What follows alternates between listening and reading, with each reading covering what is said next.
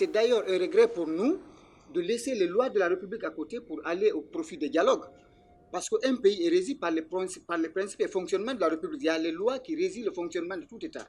Mais avec M. Alpha Condé, on a l'impression à chaque fois qu'il est coincé au mur, il va falloir, c'est-à-dire s'offusquer devant un blocus total afin de pousser l'opposition à venir vers un dialogue. Mais nous pensons que cette fois-ci, l'opportunité s'offre à nous, c'est-à-dire le peuple de Guinée, de se battre autour d'un seul idéal pour faire partie de M. Alpha Condé. Parce que c'est le peuple qui a choisi l'alternance. Et à nous de se battre pour donner la chance à cette alternance pour que M. Alpha Condé parte de la plus belle des manières.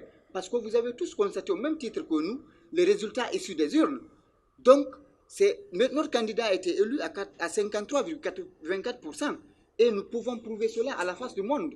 Nous lançons un appel à l'opinion nationale et internationale de se battre pour que la réalité ou la vérité des urnes soit une réalité. Parce qu'on ne peut pas vouloir être démocrate et avoir peur d'une alternance. C'est là, encore une fois, nous regrettons cet état de fait. Nous pensons que tous les acteurs au niveau national et international doivent s'impliquer autour de ce dialogue, c'est-à-dire s'impliquer autour de ce processus.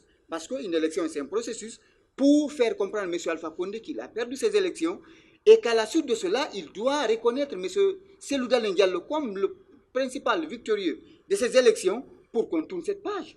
Mais on ne peut pas continuer qu'à chaque fois qu'on donne, c'est-à-dire l'opportunité à un individu de mettre l'avenir de tout un pays en cause. Donc nous regrettons cet état de fait. Nous lançons cet appel à l'ensemble des religieux et aux coordinations régionales, à l'opinion nationale et internationale, d'avoir le courage de s'affirmer derrière le candidat victorieux pour qu'ensemble, qu'on désigne M. Cellou Dalein Diallo par la suite des urnes et qu'après, qu'on voit comment on va l'installer. Parce que c'est ça, aujourd'hui.